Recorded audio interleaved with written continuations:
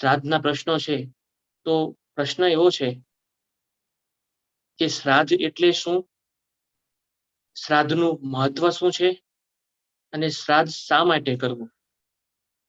116મો પ્રશ્ન બીજો છે કે પિતૃનો મોક્ષ થયા પછી શ્રાદ્ધની શા માટે જરૂરી છે. શ્રાદ્ધ કરવું, પિતૃનો મોક્ષ થયા પછી શ્રાદ્ધ કરવું શા માટે જરૂરી છે. પરિવારના વ્યક્તિનું શ્રાદ્ધ જમી શકાય કે નહીં. તે જ રીતે પરિવાર સિવાયના વ્યક્તિનું શ્રાદ્ધ જમી શકાય કે કેમ, અને શ્રાદ્ધ જમી શકાય તો શ્રાદ્ધ કેવી રીતે કરવું. હરિભક્ત સમુદાયમાંથી આપને પ્રશ્ન અમે પૂછીએ છીએ, તો આપ કૃપા કરી અને આપ અમને પ્રશ્નોનું સમાધાન કરો. ખૂબ સુંદર પ્રશ્નો આપણી સમક્ષ અત્યારે આવ્યા છે. આમાં સંપૂર્ણ શ્રાદ્ધ વિષયની માહિતીઓ એની અંદર આવરી લેવામાં આવી છે. આ પ્રશ્નોની અંદર શ્રાદ્ધ શું કહેવાય, શ્રાદ્ધનું મહત્વ શું છે, શા માટે શ્રાદ્ધ કરવું જોઈએ, અને જો આપણા શાસ્ત્ર પ્રમાણે જીવાત્માને મોક્ષને અર્થે શ્રાદ્ધનું વિધાન હોય તો મોક્ષ થયા પછી પણ શ્રાદ્ધ કરવાનું જે પરંપરા છે એ શા માટે છે. અને જે વ્યવહારિક પ્રશ્ન છે કે પરિવારના સ્વજનોનું શ્રાદ્ધ હોય તો જમી શકાય કે પરિવાર સિવાયના વ્યક્તિઓનું શ્રાદ્ધ જમી શકાય, એના માટે. અને છેલ્લે જે પ્રશ્ન છે શ્રાદ્ધ કેવી રીતે કરવું, જો આ બધા જો કરવાનો મહિમા સમજાતો હોય તો કરવાની રીત શું છે. એ રીતે અહીંયા આગળ પ્રારંભથી માંડીને કારણથી માંડીને ફળશ્રુતિ સુધીનું અહીંયા પ્રશ્નોની અંદર સમાવેશ કરેલો છે. વિષય થોડો ગહન છે, કારણ કે આપણા અનેક શાસ્ત્રોની અંદર, પુરાણોની અંદર, વિષ્ણુ પુરાણ, મત્સ્ય પુરાણ, વરાહ પુરાણ, ભવિષ્ય પુરાણ અને શ્રીમદ સત્સંગી જીવન, ભાગવત આદિ ગ્રંથોની અંદર શ્રાદ્ધના વિશે ખૂબ જ વિસ્તારપૂર્વક ઋષિ મુનિઓએ એનું વર્ણન કરેલું છે. એનું જેટલું મંથન કરીએ એટલું અંદર ઊંડાણમાં ઉતરી શકીએ, પણ છતાંય સામાન્ય જીવાત્મા, એટલે મારા ને તમારા જેવા આ કળિયુગની અંદર જે રહેતા હોય એવા જીવાત્માને શ્રાદ્ધનો હેતુ સમજાય અને શ્રાદ્ધનું મહત્વ પણ સમજાય, શ્રાદ્ધ ક્રિયાને અનુસરી શકે. એટલે ભગવાન સ્વામિનારાયણે શ્રીમદ સત્સંગી જીવનની અંદર 5મ પ્રકરણની અંદર 20મા અધ્યાયની અંદર પણ આ તમામ જે શાસ્ત્રો, ઉપનિષદો અને પુરાણો, એના જે સિદ્ધાંતો, એનો સમન્વય કરી એક સારરૂપ આપણને સત્સંગી જીવનની અંદર વર્ણન કરેલું છે. છતાંય આપણે થોડું વિસ્તારથી સમજવા માટે પ્રયત્ન કરીએ, જેથી કરીને આપણી મનની શંકાઓ કે કોઈ અણસમજણ હોય તો એ દૂર થાય. કારણ કે ઘણી વખત એના અર્થના અનર્થ પણ થતા હોય છે. ઘણી વખત અતિરેકની અંદર પણ, ભાવાત્માના અતિરેકની અંદર પણ પોતે આપણે, મહારાજે જેમ વચનામૃતની અંદર એક વખત કીધું છે, મહારાજ કે પોતાની સામર્થ્ય અને સિદ્ધિ એના અતિરેકની અંદર ઘણી વખત આપણે જે વિધિ નિષેધના નિયમો છે એનું ખંડન કરતા હોઈએ છીએ. જે મહારાજે કીધું જરાય યોગ્ય નથી. વિધિ નિષેધને અનુસરીને જ જીવાત્મા પોતાના કર્મ ફળ સુધી પહોંચી શકે છે.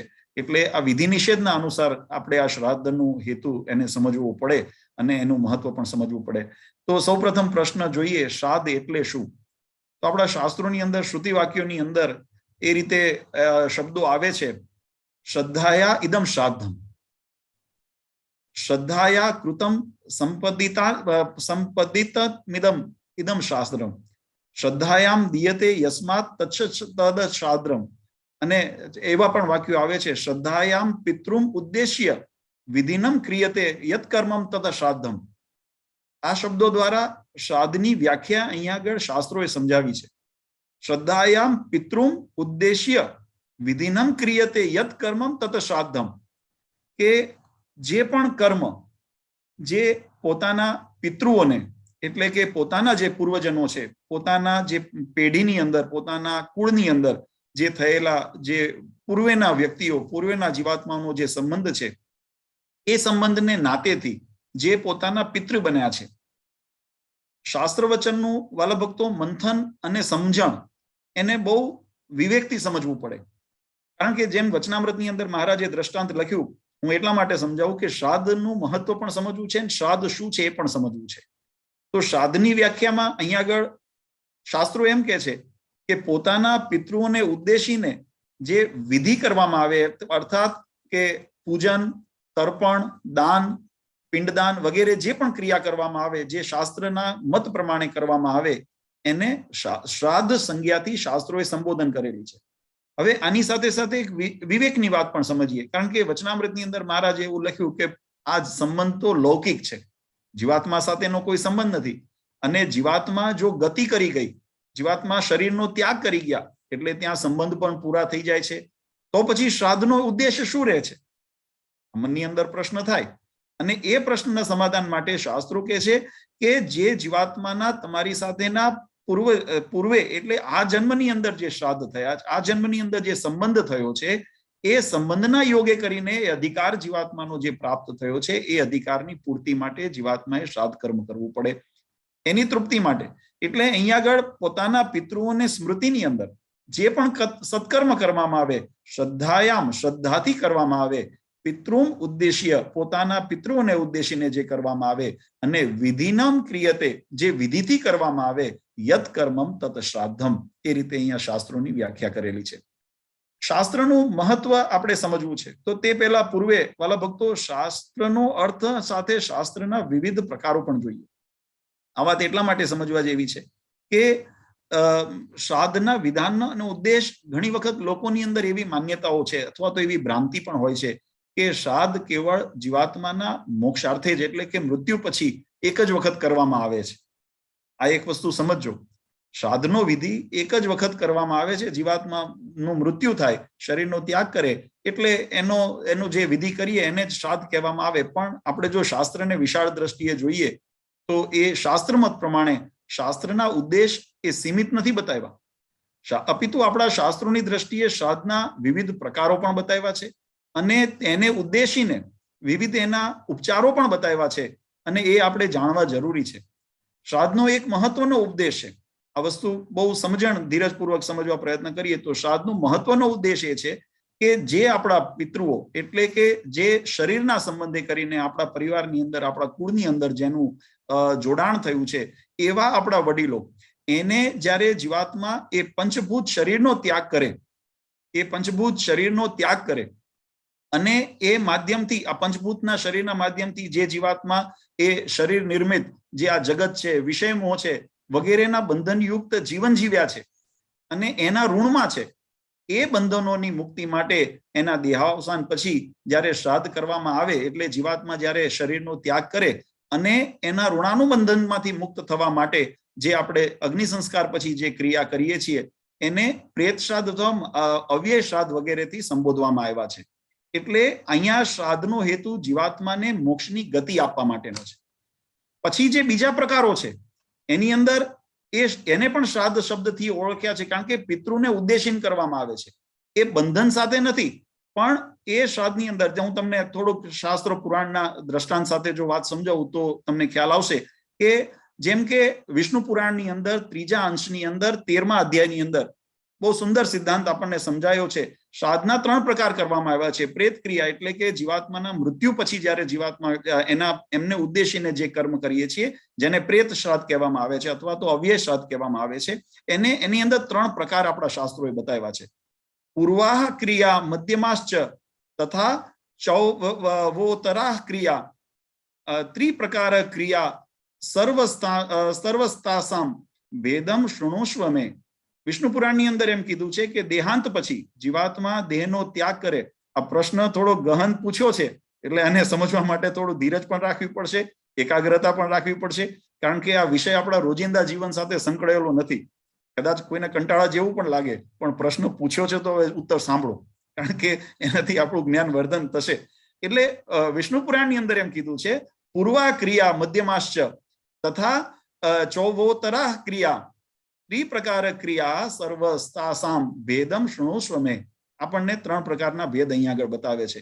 કયા કે દેહાંત પછી જે કર્મ કરવામાં આવે છે જીવાત્માના ઉદ્દેશીને, તેની અંદર પૂર્વ કર્મ, મધ્યમ કર્મ અને ઉત્તર કર્મ, એ 3 પ્રકારના જે કર્મ છે એના ભેદ બતાવ્યા છે. હવે કેવી રીતે ભેદ છે તો વિષ્ણુ પુરાણ એમ કહે છે આદાહ વાર્યાયુધાદિ સ્પર્શાન ધાતુસ્તાસુમ યા ક્રિયા તા પૂર્વા મધ્યમા માસીમ મસ્યે એકો દૃષ્ટા સંગીતા. અગ્નિદાથી લઈને જે જળ અને શસ્ત્ર આદિના સ્પર્શ પર્યંત જે કર્મ કરવામાં આવે છે એને પૂર્વ કર્મ કીધું છે. આ પ્રેત શ્રાદ્ધના વિભાગ બતાવું છું તો એને પૂર્વ કર્મ કીધું. અને ત્યાર પછીનું જે દર મહિને જે માસિક શ્રાદ્ધ થાય છે એવા 11 માસિક શ્રાદ્ધ એને એકોદ્રષ્ટા શ્રાદ્ધ એને મધ્યમ કર્મ કહેવામાં આવે છે. તમને થોડીક આની વ્યાખ્યા સમજાવું. જેને પિતૃ કર્મ કર્યું હશે એને અનુભવ પણ હશે અને ખ્યાલ પણ હશે. ઘણા બધાને માટે નવું પણ હશે, પણ પ્રશ્ન પૂછ્યો છે તો હવે એને સાંભળો તો એનો ઉદ્દેશ ખબર પડે. અગ્નિદાહથી જીવાત્માને માટે પોતાના પંચભૂત શરીરનો ત્યાગ કર્યો છે. અને જ્યારે પંચભૂત શરીરનો ત્યાગ કર્યો હોય પણ હજુ જ્યાં સુધી કારણ શરીરનો નાશ નથી થયો અને જીવાત્માને મુક્ત પદ પ્રાપ્તિ નથી થઈ ત્યાં સુધી જીવાત્માની યોનિ એ પ્રેત યોનિ તરીકે ગણવામાં આવી છે. એટલે એને પ્રેત શ્રાદ્ધ કીધા છે. અને એની મોક્ષ માટે જે અવ્યય શ્રાદ્ધ કરવામાં આવે છે, જે 10 દિવસના 10 શ્રાદ્ધ કરવામાં આવે છે, એને અવ્યય શ્રાદ્ધ કહેવામાં આવે છે. અને એ ક્યાં સુધી કે જળ અને શસ્ત્ર આદિના સ્પર્શ પર્યંત. એટલે તમને હું એક જો દ્રષ્ટાંત બતાવું. આપણે પિંડનો છેદ કરીએ છીએ 12મા દિવસે. પિંડ જે 10 દિવસના અવ્યય શ્રાદ્ધ બનાવ્યા પછી 12મા દિવસનું શ્રાદ્ધ થયું, એનું પિંડ બન્યો અને એ પિંડને આપણે કોઈ તાંબાના તાળથી, ચાંદીના તાળથી અથવા તો તલવાર વડે, શસ્ત્ર વડે એનું છેદન કરવામાં આવે છે. એટલે એ પ્રક્રિયા ત્યાં સુધી થાય છે ત્યાં સુધી પૂર્વ કર્મ કીધું છે. આ પ્રક્રિયાને પૂર્વ કર્મ કીધું છે. ત્યાર પછી જીવાત્માને તરત જ આ મોક્ષ થયા પછી સપિંડીકરણ થાય એટલે એને પિંડદાનનો અધિકાર નથી મળતો. આપણે જ્યારે પાર્વણ શ્રાદ્ધ કરીએ તો એમાં પહેલે વર્ષે એ મૃત આત્માનો નિમિત્તેનું પિંડ નથી મુકાતું. કેમ નથી મુકાતું? કારણ કે હજુ સપિંડીકરણની અંદર એને એકોદષ્ટ શ્રાદ્ધ એટલે 11 શ્રાદ્ધ જે દર માસે કરવામાં આવે છે એના દર મહિનાના શ્રાદ્ધનું વિધાન છે. એ દર મહિને શ્રાદ્ધ, જેને આપણે માસિક શ્રાદ્ધ તરીકે ઓળખીએ છીએ. અને પછી વર્ષના અંતે જ્યારે વર્ષી વાળીએ, આ શબ્દો અમુક તમે સાંભળ્યા પણ હશે, તો જેને વર્ષી વાળીએ કહેવાય, એ જ્યારે વર્ષી વળે પછી એ જીવાત્માને સપિંડીકરણનો અધિકાર પ્રાપ્ત થાય છે. પછી જ્યારે મહાલય શ્રાદ્ધ આવે ત્યારે બીજે વર્ષથી એનું પિંડદાન થાય છે. ત્યાં સુધી પિંડદાન થતું નથી. એટલે એ વિષ્ણુ પુરાણ આપણને અહીંયા સમજાવે છે કે જે એકોદ્રષ્ટ જે શ્રાદ્ધ છે એને સંગીતે મધ્યમા શ્રાદ્ધ છે. એકોદ્રષ્ટ શ્રાદ્ધ સુધીમાં મધ્યમા શ્રાદ્ધ કીધું. અને ત્યાર પછીનું પ્રેતે પિતૃત્વ માપને સપિંડીમ કરણાદુન ક્રિયંતે યા ક્રિયા પિત્રયા પ્રોચ્યંતે ના નૃપોત્તરા. કે અને ત્યાર પછી જ્યારે સપિંડીકરણ થઈ જાય તે પશ્ચાત જીવાત્માનું જે પણ કર્મ કરવામાં આવે છે તે પિતૃ પ્રાપ્ત કરેલા એને માટે એ પિતૃકર્મ એને ઉત્તર કર્મ કહેવામાં આવે છે. ઉત્તર ક્રિયા જે આપણે કહીએ છીએ, આ આખી સંપૂર્ણ ઉત્તર ક્રિયા થઈ. સપિંડીકરણ થયા પછી જીવાત્મા પ્રેત યોનિમાંથી પિતૃ યોનિની અંદર એ જાય છે. પિતૃ યોનિની અંદર એને સ્થાન મળે છે. પછી જીવાત્માની જેવી ગતિ, જીવાત્માના જેવા કર્મ એ આગળ આવશે. હું તમને એ ત્યારે સમજાવીશ સત્સંગી જીવનનો આધાર લઈને કે જીવાત્માની ગતિ એના કર્મને આધીન અને ભગવાનની કૃપા પ્રમાણે જે એને કર્મ ફળ મળ્યું હોય એ પ્રમાણે જીવાત્માની ગતિ થાય છે. પણ જે આ જન્મનો જે સંબંધ છે એ સંબંધને અનુસરીને જીવાત્માની આટલી જવાબદારી બને છે. એટલે કે મૃતાત્માના જે વારસો હોય, એના પુત્ર પુત્રાદિ જે હોય, એનું એ જવાબદારી બને છે કે પોતાના વડીલોના મોક્ષ માટે, એના કર્મબંધનની મુક્તિ માટે, એના આ પંચ વિષય આદિ જે પંચ ભૂત આદિના જે કર્મબંધન છે એની મુક્તિ માટે એને અવશ્ય આ શ્રાદ્ધ કરવું, એવું આપણા શાસ્ત્રનો મત છે. મહર્ષિ એટલા માટે સુમંતુએ બહુ સુંદર વાક્ય લખ્યું છે, શ્રાદ્ધાત પરતરમ નાત્ય છે યસ્કરમ મૃદાત્તમ તસ્માત સર્વ પ્રયત્નેન શ્રાદ્ધમ કુર્યાદ વિચક્ષણ.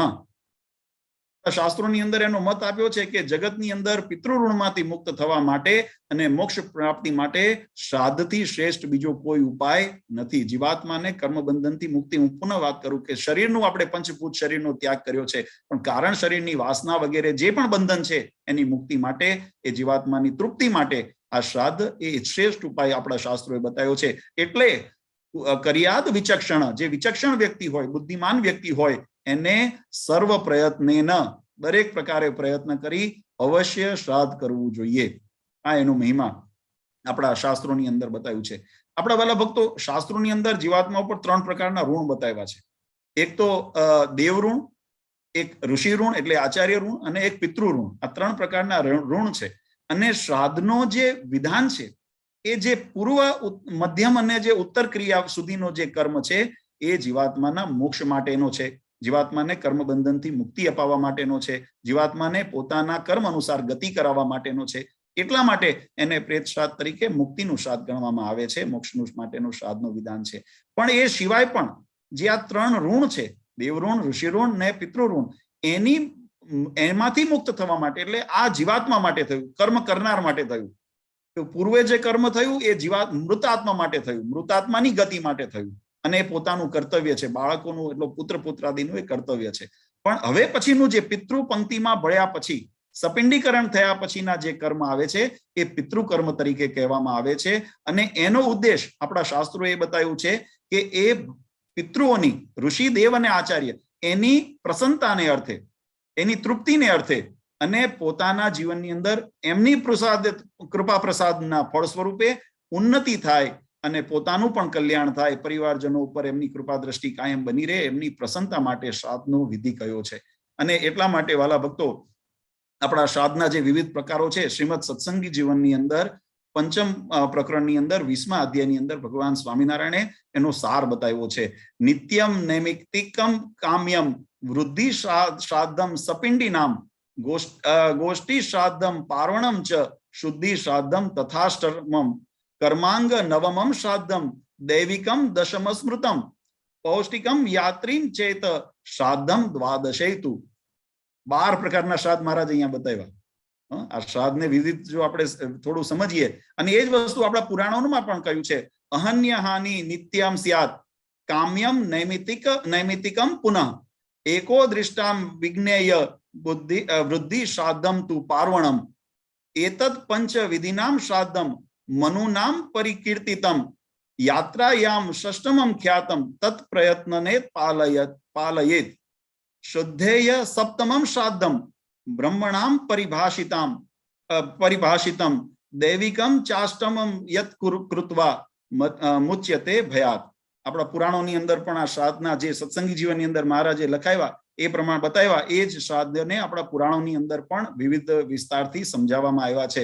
કેવા પ્રકારના શ્રાદ્ધ બતાવ્યા? તો કે નિત્ય શ્રાદ્ધ, પછી કામ્યા શ્રાદ્ધ એટલે જો કોઈ સંકલ્પ સાથેનો સંકલ્પ શ્રાદ્ધ, પછી નૈમિતિક શ્રાદ્ધ, એકોદ્રષ્ટ શ્રાદ્ધ જે હમણાં આપણે જોયું કે જે 11 શ્રાદ્ધ આપણે મૃત્યુ પછી 10 દિવસ પછીના જે મધ્ય જે શ્રાદ્ધ જેને કરવામાં કીધા છે, પછી વૃદ્ધિ શ્રાદ્ધ, પાર્વણ શ્રાદ્ધ, જે પાર્વણ શ્રાદ્ધ ત્યારે આપણે પિતૃ મહિનામાં કરીએ છીએ. આ પાર્વણ મહાલય શ્રાદ્ધ જેને શાસ્ત્રોની અંદર કીધા છે, એ પાર્વણ શ્રાદ્ધ એ મનુ ઋષિએ કયા છે, મનુ ઋષિએ એ મતને પ્રતિપાદિત કર્યો છે. આ ઉપરાંત પછી યાત્રા શ્રાદ્ધ બતાવવામાં આવ્યું છે. કોઈ તીર્થયાત્રાએ જતા હોય તો તીર્થ ક્ષેત્રની અંદર જઈને પણ શ્રાદ્ધ કરવાનું, એ 6થું શ્રાદ્ધ છે.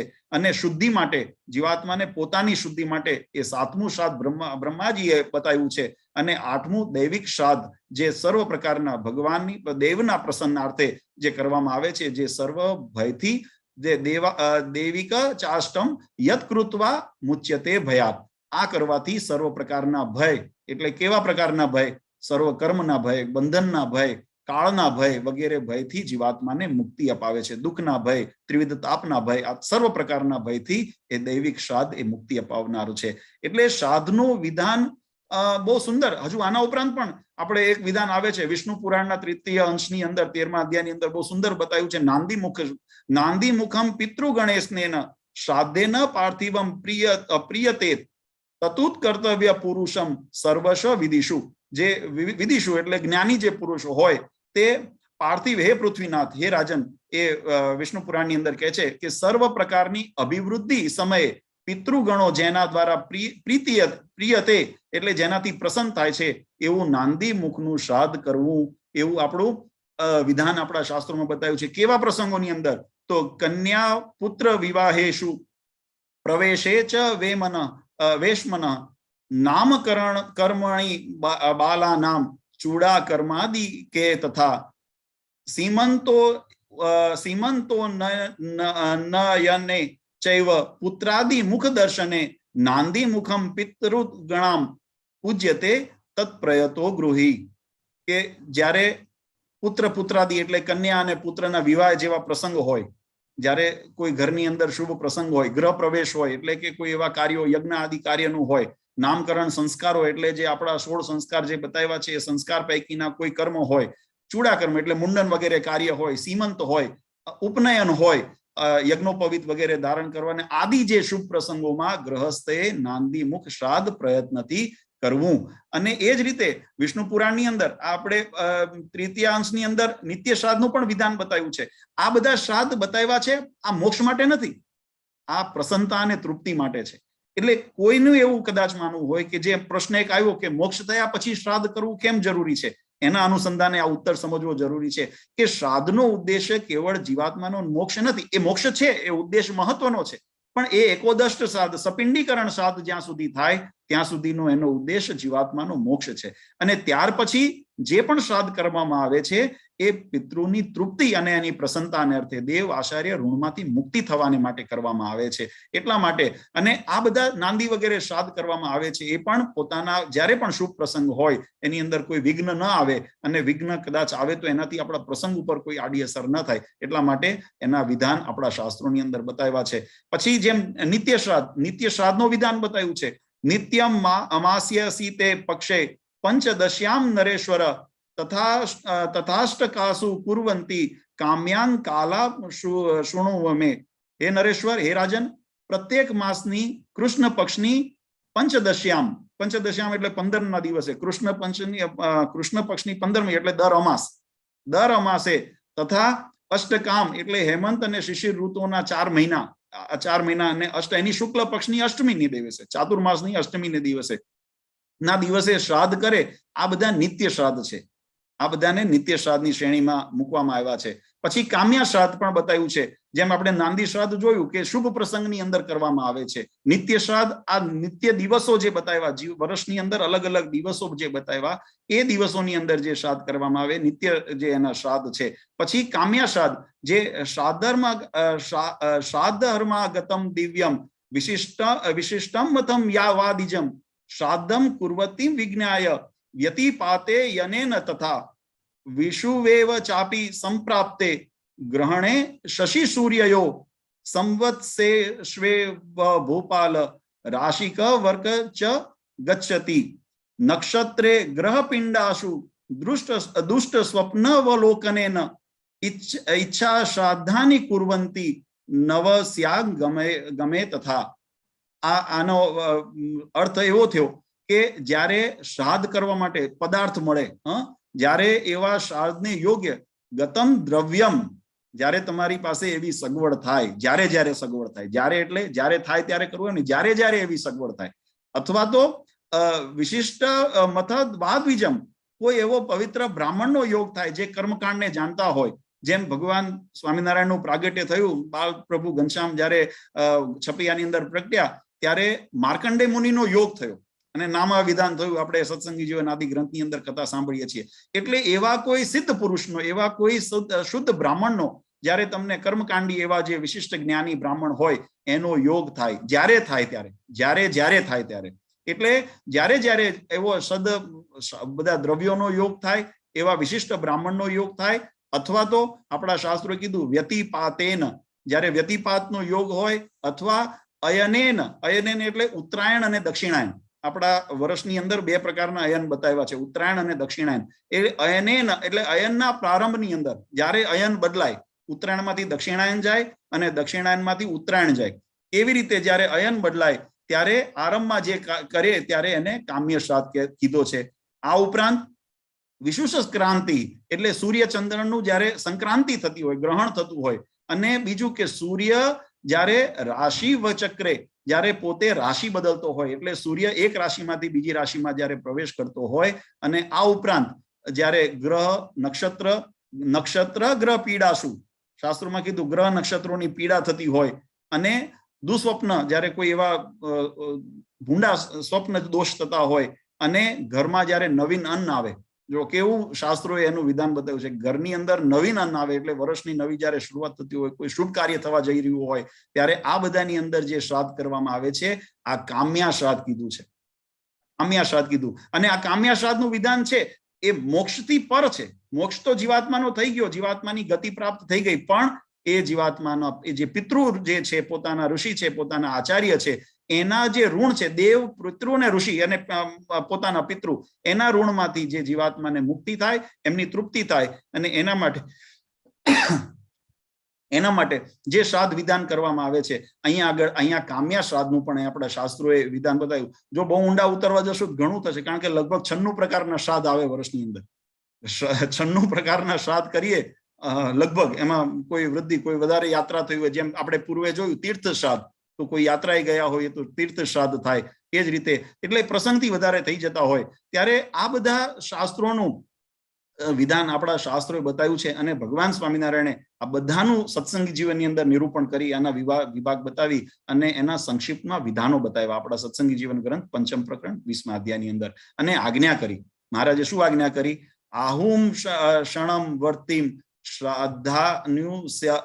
શ્રાદ્ધાન્યુશય પિતૃ તૃપ્તયે દેશકાલ અનુકૂલેહિ સત્યામ ચા શ્રાદ્ધ સંપદી.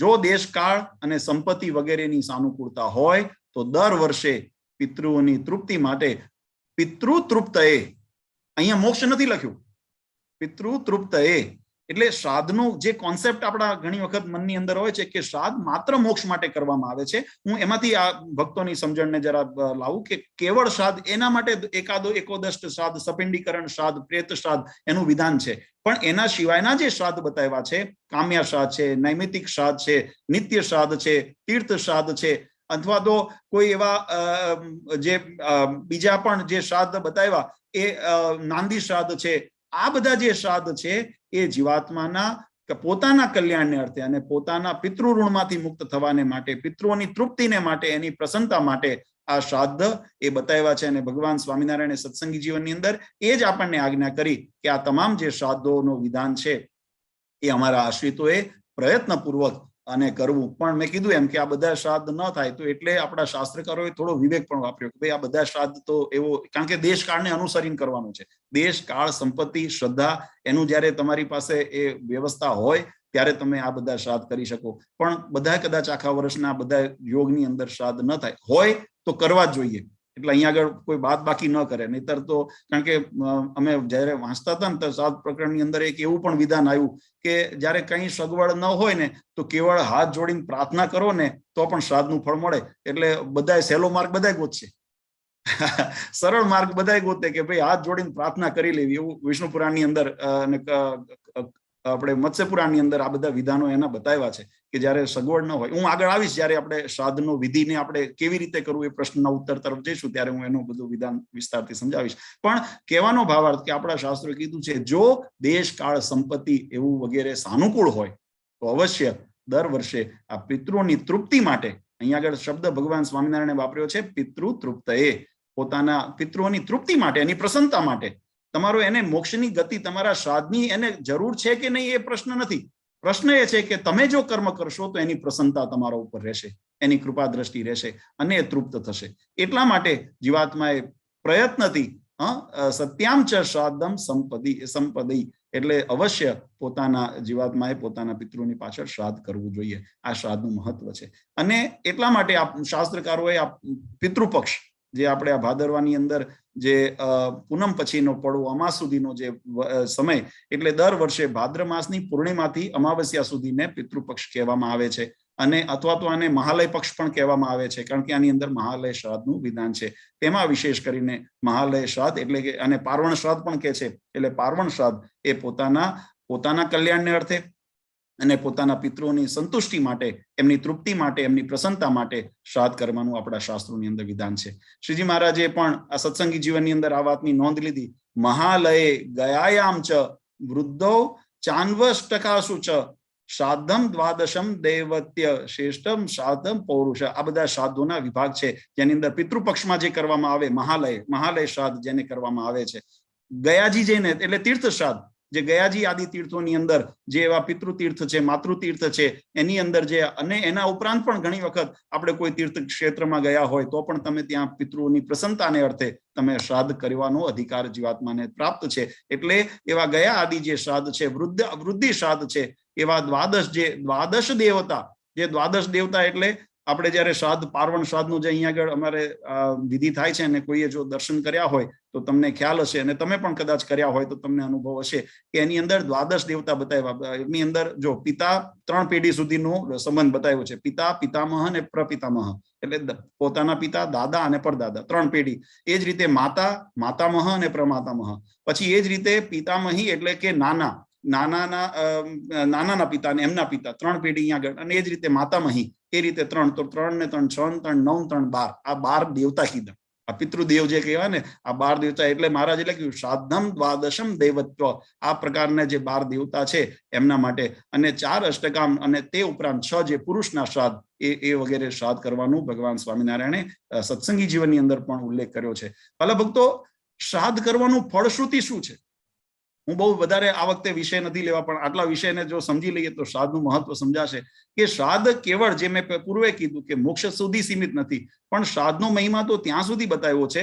વિષ્ણુ પુરાણની અંદર 3જા અંશની અંદર આ વાત લખી, બ્રહ્મેન્દ્ર રુદ્રના સત્યમ સૂર્યાગ્નિ વસુ મારુતાન વિશ્વે દેવાન પિતૃગણાન ગણાન વન્યાસી મનુજા પશુન સરીસૃપા ઋષિ ગણાન્ય યચ્ચાન યદભૂતમ સંગીતમ શ્રાદ્ધમ શ્રદ્ધામ નિવત પૂર્વિણ પ્રયત્ન ખિલમ જગત. આ શ્રાદ્ધ કરવાથી કેવળ પિતૃઓને જ મળે છે એવું નથી.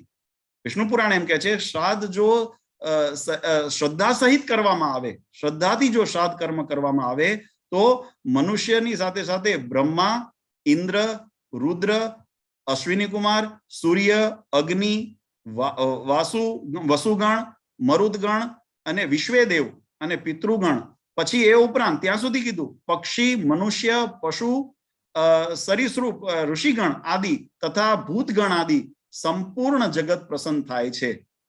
આટલું મોટું વિધાન શાસ્ત્રોની અંદર બતાવ્યું છે કે કુર્મ પુરાણમાં તો બહુ સુંદર બતાવ્યું કે યોનેન વિધિનામ શ્રાદ્ધમ કુર્યાત સયતામ માનસઃ વ્યપેત કલ્મશો નિત્યમ યોગી નામ વર્તતે પદમ. આ કુર્મ પુરાણની અંદર, જો કે એની અંદર ઘણા બધા અધ્યાયો બતાવે છે, 20, 21, 22, 23 એવા બધા અધ્યાયો આ શ્રાદ્ધ પ્રકરણને લઈને જ બતાવ્યા છે. પણ એની અંદર જે મહત્વનો એનો મહિમા બતાવ્યો છે, એમ બતાવ્યો છે કે જો મનુષ્ય વિધિપૂર્વક શાંત મન થઈને, એટલે ધૈર્ય અને ધીરજ રાખીને શ્રદ્ધાપૂર્વક જે શ્રાદ્ધ કરે છે, તે સર્વ પ્રકારે ક્લેશમાંથી વ્યપેત કલ્મમેશ નિત્યમ યોગી નામ વર્તતે પદમ, કે તે તમામ પ્રકારના ક્લેશોથી મુક્તિ થાય છે અને યોગીનો એટલે સિદ્ધ દશા, યોગીઓની જેવી, યોગીઓની સિદ્ધ દશા એટલે એવી પદને, એ સિદ્ધ દશાને પામે છે. અને બ્રહ્મપુરાણમાં બહુ સુંદર વાત લખી છે, યો વા વિધાંત શ્રાદ્ધમ કુર્યાત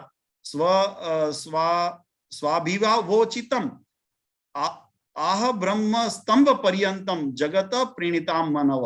સ્તંભથી જગત પર્યંત, આ જગતથી લઈને સ્તંભ પર્યંતના તમામ જે છે એની અંદર એની તૃપ્તિને એનાથી એ પ્રસન્નચિત્ત થાય છે. આ શ્રાદ્ધનો મહિમા છે. એટલે આ માત્ર પિતૃઓના મોક્ષ માટે, કારણ કે એક પ્રશ્ન જે આવ્યો કે મોક્ષ પછી શ્રાદ્ધ કરવાનું આવશ્યકતા શું છે.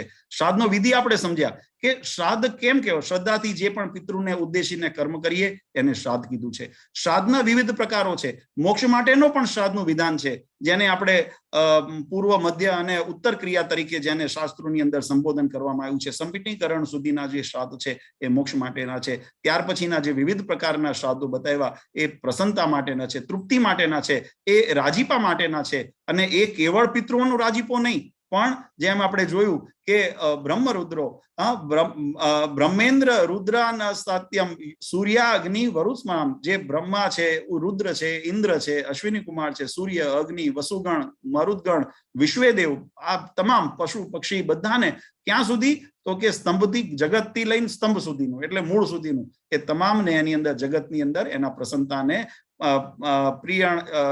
પ્રણયત્ય ખિલમ જગત, એનાથી એની પ્રસન્નતા થાય છે. એ જ રીતે બ્રહ્મપુરાણની અંદર પણ આ વાત આપણે સમજી. વિષ્ણુ પુરાણની અંદર બહુ સુંદર વાત સમજાવી. એવમ શ્રાદ્ધમ બુદ્ધમ કુર્યાત પિત્રયમ માતામહ તથા શ્રાદ્ધૈરાપિતા દુવસ્ય સર્વા કામનામ પિતામહ.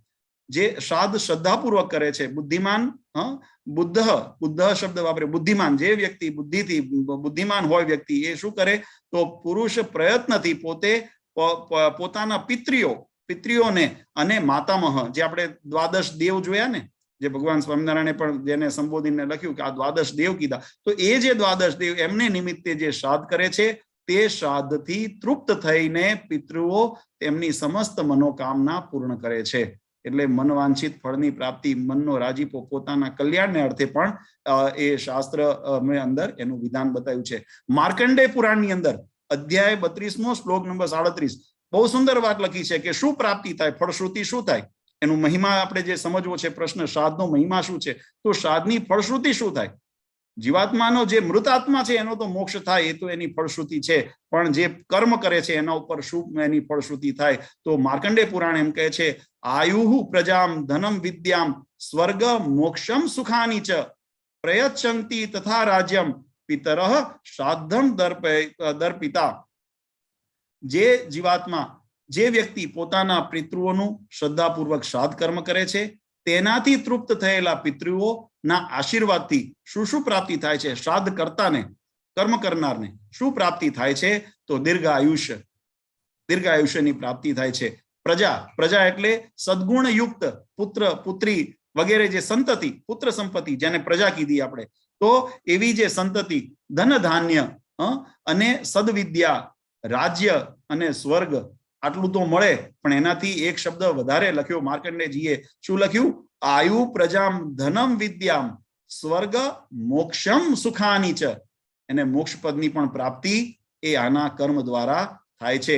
એટલા માટે એ પિતૃઓની પ્રસન્નતાથી એ જીવાત્માને દીર્ઘ આયુષ્યની પ્રાપ્તિ થાય. પ્રજામ એટલે સદગુણે યુક્ત પુત્ર પુત્રી વગેરેની પ્રાપ્તિ થાય, અને ધન ધાન્ય સદવિદ્યાની પ્રાપ્તિ થાય, રાજ્ય વગેરેની એટલે સુખી થવાય, સમૃદ્ધિ, ભૌતિક જે સુખ છે. રાજ્ય એટલે એવું નથી કે પછી કોઈ ક્યાંકના રાજા બની જાવ, નહીં તો આટલી મોટી જનસંખ્યાની અંદર બધા રાજા હોય તો પ્રજા કોણ રહે? પણ રાજ્યનો યોગ થાય કે રાજ્ય યોગ મળે, એટલે તમને એવી સુખ સમૃદ્ધિની પણ યશની પ્રાપ્તિ થાય, કીર્તિની પ્રાપ્તિ થાય, સ્વર્ગના જેવા સુખની પ્રાપ્તિ થાય, અને અંતે મોક્ષ પદની પ્રાપ્તિ, સુખની અનુભૂતિ પણ એ પિતૃઓની પ્રસન્નતાથી જીવાત્માને થાય છે. અત્રિ સંહિતામાં ત્યાં સુધી કીધું છે.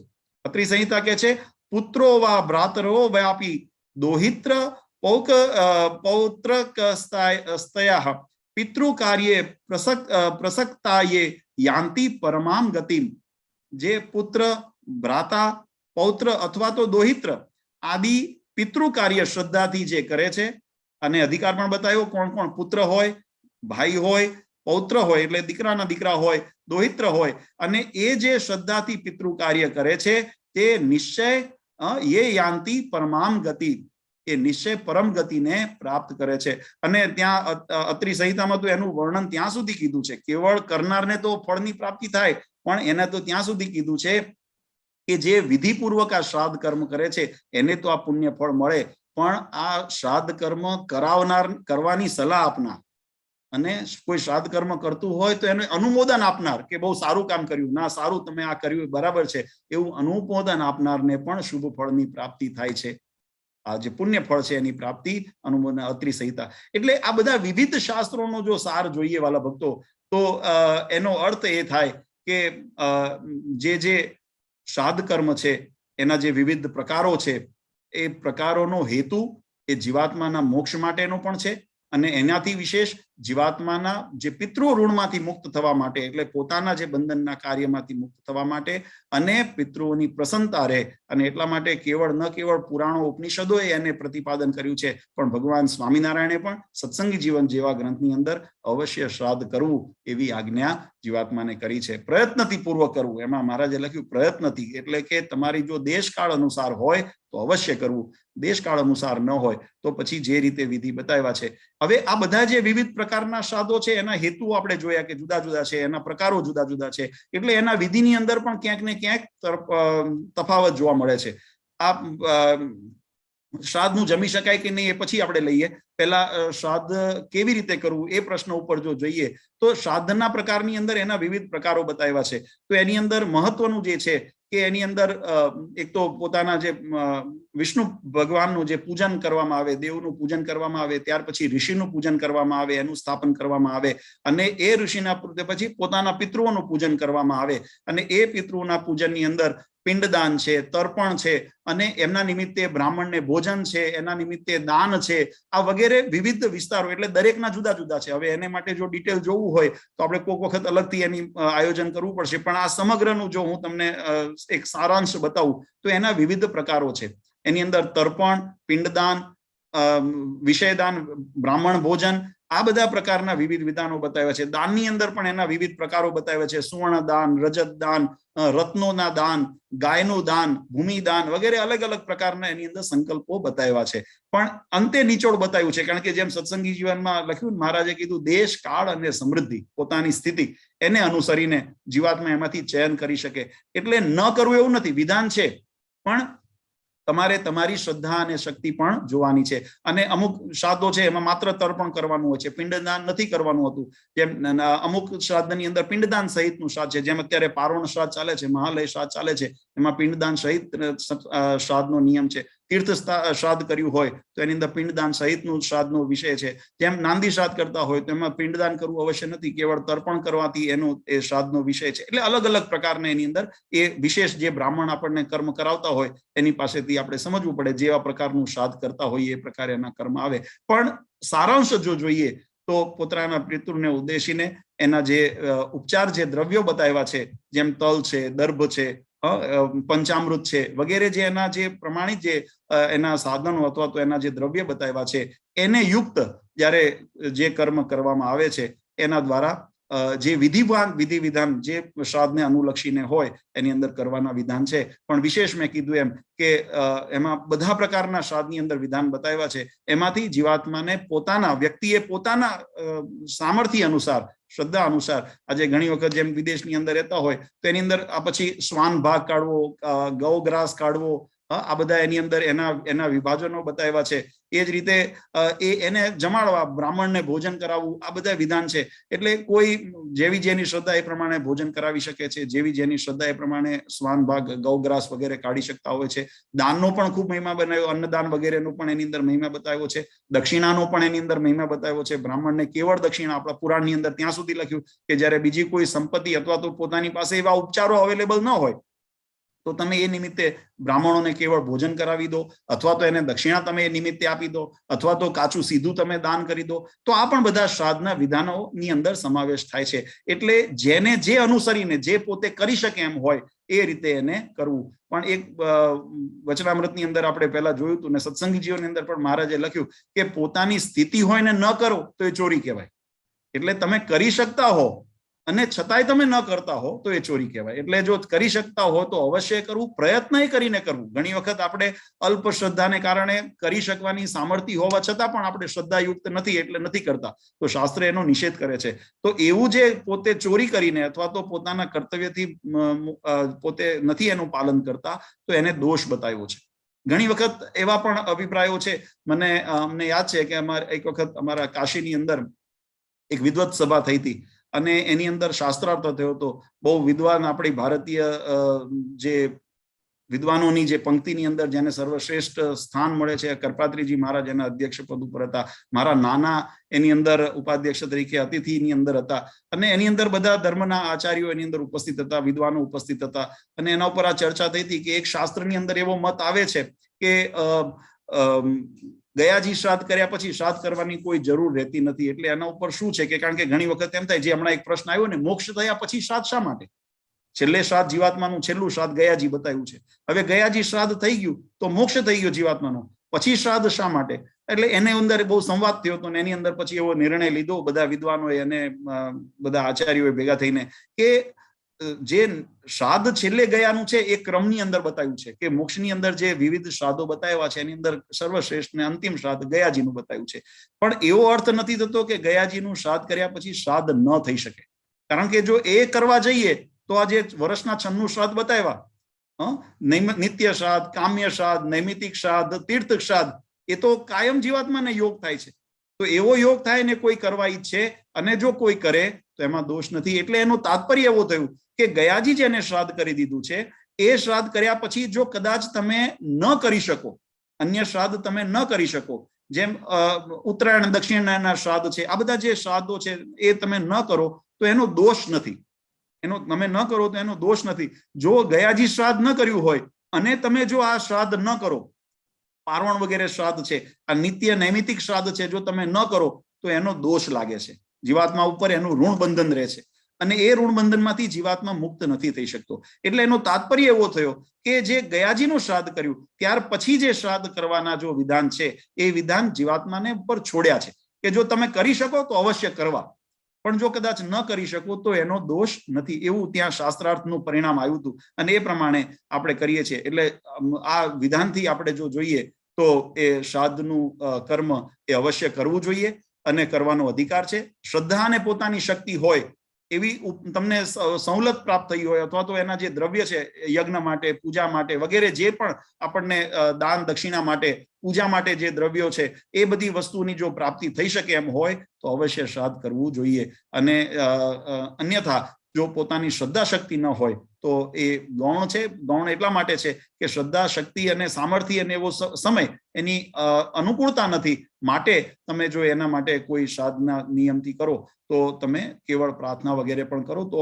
પિતૃ અને ભગવાન બધા રાજી થાય છે, કારણ કે તમારી સ્થિતિને સમજે છે. એ જડ નથી, એ એવા દુરાગ્રહી નથી, એ તમારી શ્રદ્ધાને જોવે છે, ભાવનાને જોવે છે. અને એટલા માટે પહેલો શબ્દ જે આપણે લીધો, શ્રાદ્ધ કોણે કીધું? તે શ્રદ્ધાયામ કુર્વતી, જે શ્રદ્ધાથી કરવામાં આવે, હા, એવું જે કર્મ છે એને શ્રાદ્ધ કીધું. એટલે શ્રદ્ધાને અનુરૂપ જે જીવાત્મા કામ કરે તો એને શ્રાદ્ધ કીધું. તો એ રીતે આ જે પહેલા 3 પ્રશ્નો હતા એની અંદરનો મારા ખ્યાલથી આપણે સંક્ષિપ્તની અંદર સમન્વય થયો. અને ઘણી વખત એક તર્ક એવો પણ આવે છે કે શ્રાદ્ધ તો ભગવાનના ધામમાં જેનો મોક્ષ થઈ ગયો પછી શ્રાદ્ધ કર્યું તો કોણે પહોંચે? પણ ભગવાન સ્વામિનારાયણે જે સત્સંગી જીવનની અંદર વાત લખી છે એ વાતને જો આપણે જોઈએ તો સત્સંગી જીવનની અંદર મહારાજે બહુ સ્પષ્ટ લખ્યું છે કે હું તમને સત્સંગી જીવનનો શ્લોક બતાવું કે જીવાત્માને મોક્ષપદની પ્રાપ્તિ થઈ હોય તો પણ શ્રાદ્ધ કરી શકાય છે અને કરે તો એમાં કોઈ દોષ પણ નથી ને એનો તો રાજીપો મળે છે. કેવી રીતે? તો સત્સંગી જીવન એમ કે છે, દેવો યદિ પિતા જાત શુભ કર્મા અનુયોગત તસ્યાન મૃતમ ભૂત્વા નૂનમ તત્રોપતિષ્ઠતે મૃતત્વે ભોજય રૂપેણ પશુત્વે ચ તૃણા ભવેત શ્રાદ્ધાદનમ વાયુ રૂપેણ નાગ્ન દેવો ય ગચ્છતિ. સત્સંગી જીવનની અંદર ભગવાન સ્વામિનારાયણે પંચમ પ્રકરણના 20મા અધ્યાયની અંદર 84, 85, 86, 87 શ્લોકની અંદર એમ વિવરણ કર્યું કે જો પોતાના પિતા એટલે કે પિતૃઓ શુભ કર્મના યોગથી દેવ થયા હોય એટલે કે ધામને પામ્યા હોય તો શ્રાદ્ધમાં આપેલું અન્ન અમૃત થઈને તે દેવલોક, તે દેવ ભાવને પામેલા પિતાને પ્રાપ્ત થાય છે. એ કેવું થઈને પહોંચે છે? આપણે અહીંયા શ્રાદ્ધમાં જે પણ એના નિમિત્તે બ્રાહ્મણ ભોજન કરાયું હોય કે આપણે પિંડદાન કર્યું હોય, ગૌદાન કર્યું હોય, જે પણ આપણે કર્યું હોય એ અન્ન અમૃત થઈને એ પિતૃ સુધી પહોંચે છે. એટલે આ નાતો કેવો છે? અને એટલા માટે ઘણી વખત આપણે કહીએ છીએ આ લોકમાં જેમ ભેગા છે ને ભગવાનના ધામમાં ભલે સંબંધ છે કે નહીં, એ મુક્ત સંબંધ છે. સંબંધ તો છે પણ એ ભૌતિક સંબંધ નથી, એ મુક્તનો સંબંધ છે. અને મુક્તના નાતે એ આપણું જે પણ અહીંથી દાન કરેલું છે એ અમૃત ભાવ પામીને ત્યાં પિતૃ સુધી એ પહોંચે છે. અને જો શ્રાદ્ધ અન્ન પિતા જો મનુષ્ય ભાવને પામેલા હોય તો અન્નરૂપ થઈને તેને પ્રાપ્ત થાય છે. કદાચ હજુ કોઈ કર્મ બંધન વશાત મોક્ષ નથી થયો, મનુષ્ય આદિ લોકની અંદર હજુ ભટકે છે, તો એને એ મનુષ્ય આદિ લોકની અંદર જયારે ભટકતા હોય ત્યારે એને અન્ન બનીને એને એ પ્રાપ્ત થાય છે. એ પછી અન્ય રૂપે અન્ન બનીને એને પ્રાપ્ત થાય છે. અને જો પશુ યોનિની અંદર ગયા હોય, આપણા જે પિતૃઓ હોય, મોક્ષ ન થયો હોય અને કર્મ બંધન અનુસાર કોઈ પશુ યોનિની અંદર, અન્ય કોઈ યોનિની અંદર પામ્યા હોય તો સત્સંગી જીવન એમ કે છે કે પશુ યોનિમાં ગયા હોય તો તેને તૃણ એટલે ઘાસ બનીને તેને મળે છે. અને સર્પ યોનિની અંદર ગયા હોય તો તેને વાયુ રૂપે પહોંચે છે. આ પ્રમાણે શ્રાદ્ધન સર્વ પશુ પક્ષ્યાદિ યોનિ માત્રમાં તે ભોજ્ય રૂપે થઈને પ્રાણીઓને પામે છે. જે રૂપમાં જે યોનિની અંદર હોય એ આપણે કરેલું દાન એ ત્યાં સુધી એ રૂપમાં થઈને એને પ્રાપ્ત થાય છે. માટે શ્રાદ્ધ પ્રયત્નથી કરવું જ, એવું સત્સંગી જીવનની અંદર મહારાજે વિધાન બતાવ્યું છે. એટલે કહેવાની પાછળનો વાલા ભક્તો ભાવાર્થ એ છે કે પિતૃ ઋણમાંથી મુક્તિ થવા માટે, પિતૃની તૃપ્તિ માટે અને પિતૃના મોક્ષાર્થે અને પોતાના કલ્યાણને અર્થે પણ શ્રાદ્ધનું વિધાન આપણા શાસ્ત્રોએ બતાવ્યું છે.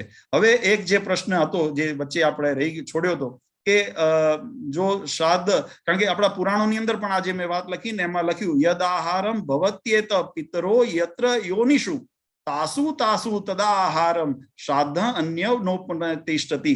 જે યોનિની અંદર જેવા જેવા સ્વરૂપની અંદર પિતૃ હોય, જો ધામની અંદર હોય તો અમૃત સમાન થઈને એમને મળે છે, અન્ય યોનિની અંદર હોય, પશુ યોનિની અંદર તો ઘાસ બનીને એને અન્ન પ્રાપ્ત થાય છે, અને સર્પ યોનિની અંદર તો વાયુ બનીને પ્રાપ્ત થાય છે, મનુષ્ય યોનિની અંદર હોય તો અન્ન બનીને એને પ્રાપ્ત થાય છે. એમ જે એને તાસુ તાસુ તદાહારમ શ્રાદ્ધ અન્નમ એને ઉપતિષ્ઠતે, એને એ રીતે એ પહોંચે છે. એવા આપણા પુરાણો ઉપનિષદોના પણ વાક્ય છે જે સત્સંગી જીવનની અંદર આપણે જોયું. હવે આપણે જે છેલ્લો પ્રશ્ન લઈ લઈએ કે પરિવારનું વ્યક્તિનું કોઈ શ્રાદ્ધ હોય તો જમાય અને પરિવાર સિવાયનું હોય તો જમાય કે કેમ. તો એની અંદર બે વિધાન છે. એક તો જે પ્રેત શ્રાદ્ધ છે, જેને આપણે એક વખત પૂર્વે પ્રશ્ન આવ્યો હતો, જો ભક્તોને યાદ કદાચ એને સ્મૃતિ કરજો, તો એની અંદર પ્રશ્ન આવ્યો હતો કે આપણે એકાદશાનું 12માનું શ્રાદ્ધનું અથવા તો શ્રીમંત વગેરેનું ભોજન જમવાનું આપણા શાસ્ત્રોની નિષેધ છે. જો કે એમાં તે વખતે મેં વિસ્તારથી કીધું હતું, પણ અત્યારે સંક્ષિપ્તની અંદર એને જરા યાદ કરાવી દઉં તો આપણા શાસ્ત્રોની અંદર ખાસ કરીને નિર્ણય સિંધુની અંદર જે ભારતીય સનાતન દર્શન શાસ્ત્રો, આપણા જે સનાતન ધર્મો છે એના માટે એક પ્રમાણિત ગ્રંથ ગણવામાં આવ્યો છે. એ નિર્ણય સિંધુની અંદર એનું વિધાન બહુ સ્પષ્ટપણે બતાવ્યું છે કે શ્રાદ્ધમ વિશિષ્ટમ ભોક્તારમ સ્તેવૈવ નિરયગામિનઃ સ ગોત્રાણામ સ કુલ્યાણામ જ્ઞાતિનામ ચ ન દોષમ કુર્યતિ ત્રતેત ભોક્તે.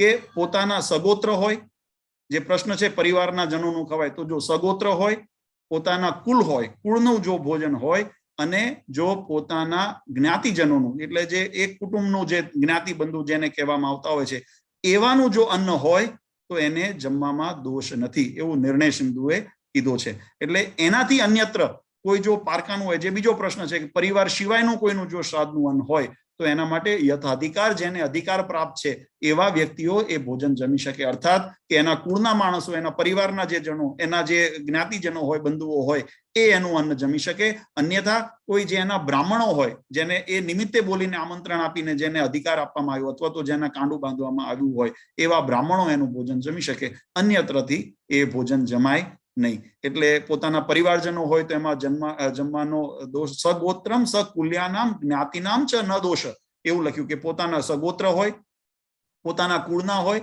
અને પોતાની જ્ઞાતિના હોય તો એટલાનું તમે જો ભોજન શ્રાદ્ધનું નિમિત્તનું હોય અને તમે કદાચ જમો તો એની અંદર દોષ નથી. પણ એ સિવાયના જો તમે હોય તો એની અંદર જમવામાં દોષ છે. અધિકાર વાળા હોય, એટલે જેમ કે એના નિમિત્તેના બ્રાહ્મણો તમે નિમંત્રિત કર્યા હોય ને બ્રાહ્મણો એના કરતા, અને બ્રાહ્મણો માટે પણ વિધાન બતાવ્યું છે. જો કે એ વિષય જુદો છે, પણ જો બ્રાહ્મણો પણ શ્રાદ્ધનું નિમિત્તનું ખાતો હોય તો એના પ્રાયશ્ચિત માટે અને એનાથી એ કર્મમાંથી નિવૃત્ત થવા માટે, એના બંધનમાંથી એમને પણ અનુષ્ઠાન વગેરેનું વિધાન આપણા શાસ્ત્રોએ બતાવ્યું છે, જેથી એ ઋણ એમના ઉપર પણ ન રહે. પણ છતાંય એને નિમિત્તે એને અધિકાર, યથાધિકાર જેને મળેલો હોય એ એની અંદર એને જમી શકે છે.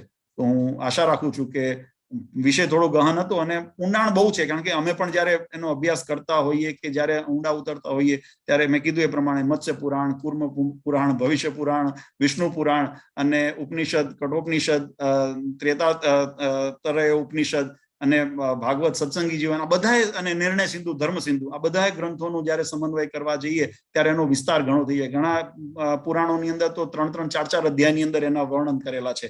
દરેક રીતે એની અંદર કેવા પરિસ્થિતિની અંદર કેવું શ્રાદ્ધની અંદર શું વિધિ ને બધું બહુ સુંદર વર્ણન કરેલું છે. જ્ઞાન માટે અમે પણ અભ્યાસ કરીએ તો આપણને આનંદ થાય. પણ સંક્ષિપ્તની અંદર ભગવાન સ્વામિનારાયણે સત્સંગી જીવનની અંદર એનો સાર આપણને આપી દીધો. એટલે વિશેષ જો એને સમજવું હોય તો સત્સંગી જીવન 5મ પ્રકરણ અને 20મો અધ્યાય શાંત ચિત્તે વાંચજો, તો એમાં પણ તમને બધાને ખ્યાલ આવશે કે શ્રાદ્ધના પ્રકારો કયા છે અને શ્રાદ્ધ કરવું કેમ આવશ્યક છે.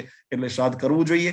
શ્રાદ્ધ માત્ર ને માત્ર મોક્ષ માટે છે એવો કોઈ સીમિત એનો નિયમ નથી. એ મોક્ષ માટે છે, એના શ્રાદ્ધના વિધાન જુદા છે. અને મોક્ષ પછી, જીવાત્માનું સપિંડીકરણ થયા પછી, પ્રેતમાંથી પિતૃ થયા પછી, એ પિતૃની તૃપ્તિ માટે પછી એ મોક્ષ પદને પામ્યા હોય તો પણ પિતૃની તૃપ્તિ થઈ શકે છે. એટલે નહીતર તો ભગવાન સ્વામિનારાયણે ધર્મદેવ અને ભક્તિ માતાનું શ્રાદ્ધ ન કર્યું હતું. આપણા સંપ્રદાયની અંદર, સત્સંગી જીવનની અંદર એનું વર્ણન ભગવાન સ્વામિનારાયણ રામાનંદ સ્વામીનું શ્રાદ્ધ ન કર્યું હતું, અને સ્વયં ભગવાન સ્વામિનારાયણનો શ્રાદ્ધ વિધિ રઘુવીરજી મહારાજ ને અયોધ્યા પ્રસાદજી મહારાજે ન કર્યો. એ મોક્ષ પદને પામેલા છે, પણ છતાંય એમની પ્રસન્નતા અને તૃપ્તિ માટે જે અવ્યય શ્રાદ્ધ કર્યા, પ્રેત શ્રાદ્ધ જે કર્યા, ઉત્તર ને મધ્યમ જે ક્રિયા કરી એ મોક્ષ માટેની કરી. પણ ઉત્તર ક્રિયા પછીની પિતૃયોનિને પામ્યા પછીની જે જીવાત્માને માટે કર્મ કરવામાં આવે છે, જેની અંદર નૈમિતિક, નિત્ય, કામ્ય વગેરે જે શ્રાદ્ધના જે પ્રકાર બતાવ્યા છે, નાંદી શ્રાદ્ધ વગેરે જે શ્રાદ્ધના, તર્પણ, તીર્થ શ્રાદ્ધ વગેરે જે શ્રાદ્ધના પ્રકાર બતાવ્યા છે એ પ્રસન્નતા અને તૃપ્તિ માટે છે. એટલે એ શ્રાદ્ધ, પાર્વણ શ્રાદ્ધ, જે અત્યારે આપણે વર્તમાન જે કાળ ચાલી રહ્યો છે આ ભાદરવા મહિનાની અંદર પિતૃપક્ષની અંદર જે વિશેષ પાર્વણ શ્રાદ્ધ, મહાલય શ્રાદ્ધ જેને કહેવામાં આવે છે, એ કરવામાં આવે છે. એ તૃપ્તિ અને પ્રસન્નતાને અર્થે કરવામાં આવે છે, અને એના દ્વારા એમની તૃપ્તિથી શું શું પ્રાપ્તિ થાય એ પણ આપણે પૂર્વે જોયું કે ધન ધાન્ય પશુ પુત્ર લાભમ, એનાથી જે પોતે આ રીતે શ્રાદ્ધ કરે છે એને આયુ પ્રજામ ધનમ વિદ્યામ સ્વર્ગમ મોક્ષમ સુખાની ચ પ્રયચ્છન્તિ તથા રાજ્યમ પિતરઃ શ્રાદ્ધ તર્પિતા. જે પ્રસન્ન થયેલા પિતૃઓ, એને જે આપણે અર્પણ કર્યું છે એનાથી પ્રસન્ન થયેલા પિતૃઓની કૃપાથી, એમના રાજીપાથી જીવાત્માને આયુ, પ્રજા, ધન, વિદ્યા, સ્વર્ગ આદિના સુખ જેવી અનુભૂતિ થાય, રાજ્યની સુખની અનુભૂતિ થાય, અને અંતે મોક્ષ સુખાની છે, અને મોક્ષના સુખની પણ પ્રાપ્તિ જીવાત્માને થાય. એટલા માટે શ્રાદ્ધનો મહિમા આપણા દર્શન શાસ્ત્રોએ, ભારતીય સનાતન ધર્મની અંદર એનો ખૂબ મહિમા સમજાવ્યો છે. ખૂબ જાણવા મળ્યું શ્રાદ્ધ વિશે, અને ગ્રહસ્થમાં લોકોને આ પ્રશ્ન કાયમ હોતા હોય છે કે, અને ખાસ આપે પણ જે વિગત કરી કે હરિભક્તો દૂર રહેતા હોય, વિદેશમાં હોય, એના માટે પણ આપણે ખુલાસો કર્યો. દેશકાળ પ્રમાણે અમે ટ્રાય કરીએ, પણ અહીંયા ઘણી વખત બ્રાહ્મણો ને અગવડતા હોય, કદાચ મળતા ન હોય, એનું ખબર ના હોય, પણ તમે કીધું ટ્રાય કરવું જરૂરી છે. પણ વિશેષ આપણા બધા મંદિરોમાં અહીંયા ને પણ અત્યારે શ્રાદ્ધ નિમિત્તે આપણે ભગવાનને સભા અને ધૂન ભજન પ્રાર્થના કરીએ છીએ. તો એમાં રાજી મહારાજ શ્રી કેવી રીતે મંદિરમાં આપણે કેવી રીતે કરી શકાય? ખાલી એક નાનો પ્રશ્ન વાત કરું. હા, ના, બહુ સરસ પ્રશ્ન તમે કર્યો છે. જો શ્રાદ્ધનો અધિકાર, હમણાં મેં થોડા વખત પહેલા આપણે પ્રશ્નોની અંદર જોયું કે પુત્ર હોય, પૌત્ર હોય, દોહિત્ર હોય, ભરાતું હોય, એને બધાને શ્રાદ્ધનો અધિકાર આપ્યો છે. પછી એની અવેજમાં એ ન હોય તો પહેલો અધિકાર એનો પ્રાપ્ત છે. અને એના માટે પણ મત્સ્ય પુરાણની અંદર અને કુર્મ પુરાણની અંદર બહુ સરસ વિધાન બતાવ્યું છે. હું અત્યારે સમય વધારે થશે એટલે એનો પ્રાસ નથી, પણ એનો સાર તમને સમજાવું કે એની અંદર અલગ અલગ વિધાન બતાવ્યા છે કોણ કરી શકે શ્રાદ્ધ. તો સૌથી પ્રથમ પુત્રને અધિકાર પ્રાપ્ત થયો. પુત્ર ન હોય તો પુત્રને જ અધિકાર પ્રાપ્ત છે. પછી ન હોય તો પૌત્રને થાય, ભ્રાત્રને થાય. એનો ક્રમ બતાવ્યો છે. અને ત્યાં સુધી બતાવ્યો છે કે જ્યારે પુરુષ કોઈ ન હોય તો સ્ત્રીને પણ અધિકાર આપણા શાસ્ત્રોની અંદર આપેલો છે. એટલે ઘણી વખત એ થતું હોય છે કે બહેનોથી આ ન થાય, એવું નથી. પણ પ્રથમ અધિકાર કોનો છે એની અંદર ક્રોનોલોજી બતાવેલી છે કે પહેલા આ હોય તો એને પણ અધિકાર મળે, એ ન હોય તો પછી એ જ રીતે ભાણાને, જમાઈને બધાને વારાફરતી ક્રમની અંદર સમાવેશ કર્યો છે કે આ ન હોય તો શું, આ ન હોય તો શું, આ ન હોય તો શું. તો એની અંદર ક્રમ સુધી બધાનો બતાવ્યો છે, વિસ્તારપૂર્વક બતાવ્યો છે. એટલે એ ક્રમની અંદર જેને અધિકાર પ્રાપ્ત છે એને શ્રાદ્ધનો અધિકાર પ્રાપ્ત છે. બરાબર. એ સિવાયના જ્યાં સુધી એ હયાત હોય ત્યાં સુધી બીજાને કરવાનો અધિકાર પ્રાપ્ત થતો નથી. એટલે શિફ્ટ નથી થતી, જે રિસ્પોન્સિબિલિટી છે એ શિફ્ટ નથી થતી. એટલે પ્રથમ જેનો અધિકાર છે એને શ્રાદ્ધ કરે તો બરાબર છે. એટલે પોતાના પિતૃઓની પાછળ, એટલે પોતાના જે સ્વજનો છે એના પિતૃઓની પાછળ જે કરવાનો અધિકાર એ દરેક ગૃહસ્થને પોતાના કુળ પરંપરા અનુસાર એને કરવાનો અધિકાર છે. જ્યાં સુધી આપણે ભગવાનના શ્રાદ્ધ નિમિત્તેની, એટલે ગઈકાલે જેમ આપણે દશમનું શ્રાદ્ધનું નિમિત્ત બનાવીને ઉત્સવ કર્યા, તો એક વસ્તુ પહેલી ચોખવટ કરીએ કે દશમનું શ્રાદ્ધ એ લૌકિક શ્રાદ્ધ નથી. એ દશમનું શ્રાદ્ધ એ દિવ્ય પરમાત્માના ચરિત્રની અંદર, એક સ્મૃતિના રૂપની અંદર આપણે શ્રાદ્ધ કરીએ છીએ. અમે કરીએ છીએ અમારા પિતૃ તરીકે કરીએ છીએ. જે ધર્મકુળ પરિવારની અંદર જે શ્રાદ્ધ કર્મ થાય છે એ પોતાના પિતૃને નિમિત્તે થાય છે. અન્ય હરિભક્તો પિતૃને એમના પિતૃ તરીકે નથી, કારણ કે એમના માટે ઈષ્ટદેવ છે, ભગવાન છે. એટલે એમના પિતૃ નથી. અમારે તો ભગવાન પણ છે, ઈષ્ટદેવ પણ છે અને પિતૃ પણ છે. એટલે અધિકારથી એ શાસ્ત્રની અંદર અમે તર્પણ, પિંડદાન વગેરે અમે કરવા અધિકૃત છીએ. પણ અન્ય જે ભક્તો છે, સંતો છે, એ એમના શિષ્યો છે, એમના આશ્રિત છે. અને એટલા માટે આશ્રિતોનો પણ અધિકાર છે, બતાવ્યો છે. મેં જેમ કીધું એમ મત્સ્ય પુરાણની અંદર, એના વિવરણની અંદર બતાવ્યું, કુર્મ પુરાણની અંદર બતાવ્યું છે આશ્રિતોને, શિષ્યોને પણ અધિકાર. પણ ક્યારે? જ્યારે પુત્ર ન હોય, જ્યારે એના ભાણા ન હોય, ભાણી ન હોય, અથવા તો એના પરિવારના કોઈ સ્વજન ન હોય, ત્યારે એનો અધિકાર એને મળે છે. એટલે ત્યાં સુધી પિંડદાનનો અધિકાર પ્રાપ્ત થતો નથી. એવું એનું વિસ્તારથી સંક્ષિપ્તની અંદર એનો સમન્વય સમજવો. પણ વિશેષ આપણા માટે, દરેકને માટે આરાધ્ય છે, ઈષ્ટદેવ છે. અને એમની સ્મૃતિની અંદર ભગવાનની જેમ ગીતાજીની અંદર ભગવાન કૃષ્ણએ કીધું કે મારા કર્મ અને મારા જન્મ અને કર્મને જે દિવ્ય જાણે છે એને પુનર્જન્મને વિદ્યતે. એટલે ભગવાનના જે જન્મ છે એટલે પ્રાગટ્ય છે એ પણ દિવ્ય છે. અને એ જ રીતે ભગવાનની દરેક લીલા પ્રત્યેક દિવ્ય છે. તો એ જ અનુસંધાને ભગવાનની અંતર્ધ્યાન લીલા પણ દિવ્ય છે. એટલે મનુષ્ય દેહનો ત્યાગ કરવો એ કોઈ લૌકિક સંસારિક પ્રક્રિયા નથી, પણ એક દિવ્ય લીલા છે. અને એ લીલાની અંદર એમની સ્મૃતિ કરીને આપણે દશમને દિવસે આપણે શ્રાદ્ધ પક્ષની અંદર ધર્મકુળ જે કરે છે પિતૃ નિમિત્તે કરે છે, પણ અન્ય જે સંતો હરિભક્તો જે પોતે કરવા ઈચ્છતા હોય તો એને એ નિમિત્તે તમે વિશેષ ધૂન ભજનનું આયોજન કરી શકો છો, તમે મંદિરની અંદર વિશેષ કથાનું આયોજન કરી શકો છો, તમે એના નિમિત્તે બ્રાહ્મણોને તમે જમાડી શકો છો, હરિભક્તોને તમે જમાડી શકો છો. એ અધિકાર દરેકને પ્રાપ્ત થાય છે. તર્પણ અને પિંડદાન એના સિવાયનું જે પણ ક્રિયા છે એ બધા ભક્તો એ નિમિત્તે કરી શકે છે. એટલે આપણે ત્યાં સંપ્રદાયની અંદર પણ પરંપરા છે કે મહારાજના શ્રાદ્ધોત્સવ નિમિત્તે, એટલે શ્રાદ્ધને ઉત્સવ તરીકે ગણવામાં આવ્યો છે, શ્રાદ્ધોત્સવ નિમિત્તે આપણે વિવિધ મંદિરોની અંદર અથવા તો મંડળોની અંદર વિશેષ ધૂન ભજનનું કીર્તનનું આયોજન કરતા હોઈએ છીએ. વિશેષ ભગવાનને થાળ કરી અને એનો પ્રસાદ એ હરિભક્તોની અંદર વિતરણ કરતા હોઈએ છીએ. કદાચ ઈચ્છા હોય ને સગવડ હોય તો કદાચ એ નિમિત્તે તમે બ્રાહ્મણોને જમાડો તો પણ એમાં કોઈ દોષ નથી. એટલે એટલી વિધિ આપણે કરી શકાય છે ને એમાં ભગવાનનો રાજીપો થાય અને ભગવાન આપણો પર પ્રસન્ન રહે. બહુ સરસ બાપજી વાત કરી. એક લાઈવમાં બીજો એક પ્રશ્ન આવ્યો છે આની સાથે જ આપણે કે આપણે વિશેષમાં જયારે શ્રાદ્ધ ઉત્સવ હોય ત્યારે કાગવાસ ને એવું નાખીએ છીએ, અને અત્યારે તો ઘણી વખત કાગડા પણ ઓછા થઈ ગયા છે, અને વિદેશમાં કે પરિસ્થિતિમાં એવું અહીંયા અમે કાગવાસ ક્યાં નાખવા જઈએ કે અત્યારે સિટીમાં પણ આ પ્રશ્ન છે. તો એનો હેતુ શું કે કાગવાસ થી કેવી રીતે પિતૃઓને પહોંચતું હોય અને કદાચ ન શક્ય હોય તો શું કરવું? ના, એટલે જો મેં હમણાં તમને કીધું કે એની અંદર કાગવાસનું પણ વિધાન છે, શ્વાન ભાગનું વિધાન છે, ગૌગ્રાસનું પણ વિધાન છે. આ અલગ અલગ વિધાનો એની અંદર બતાવ્યા છે. એમાંથી જેને અનુસરીને કરી શકે એને કરી શકાય, અને ન હોય તો મેં કીધું એ પ્રમાણે જેને સગવડ નથી, જેને એવી નથી, તો એ બધા માધ્યમ છે. આપણે બ્રાહ્મણને ભોજન જમાડીએ છીએ, જેમ શાસ્ત્રની અંદર પુરાણની અંદર આ પણ વાત બહુ સુંદર વિસ્તારથી લખી છે કે તમને મનમાં શંકા થાય કે હું બ્રાહ્મણને જમાડું તો પિતૃ સુધી કેમ પહોંચે, પણ એ પહોંચે છે, એનું માધ્યમ બતાવ્યા છે. એમ કાગવાસ, શ્વાન ભાગ અથવા તો ગૌગ્રાસ અને બ્રાહ્મણ ભોજન આ બધા એના માધ્યમો બતાવ્યા છે. આપણે હોમની અંદર જેમ આહુતિ નાખીએ છીએ તો આપણે અગ્નિની અંદર પણ એ જે તે દેવને પહોંચે છે, એ ભાવથી આપણે કરીએ છીએ તો એ પહોંચે છે. અને મહારાજે પણ સત્સંગી જીવનની અંદર લખ્યું જે યોનિની અંદર એ હોય એ રૂપમાં થઈને એને પહોંચે છે. એટલે એની અંદર કોઈ શંકા કરવાનો પ્રશ્ન નથી. પ્રશ્ન એ છે કે તમને અનુકૂળતા કઈ છે. જો ત્યાં શ્વાન ભાગને તમે કાઢીને જો કોઈ મળતા હોય તો શ્વાનને ખવડાવો, કે કાગવાસ નાખીને તમે ખવડાવો, કાગડાઓને પણ તમે ખવડાવો, અથવા તો તમે ગૌગ્રાસ નિમિત્તે તમે કાઢીને ગાયોને પણ એ નિમિત્તે ખવડાવો. ત્રણેય, અને અમે ત્રણેય કરીએ છીએ, કારણ કે ભારતની અંદર અને વડતાલની અંદર ત્રણેય અવેલેબલ છે.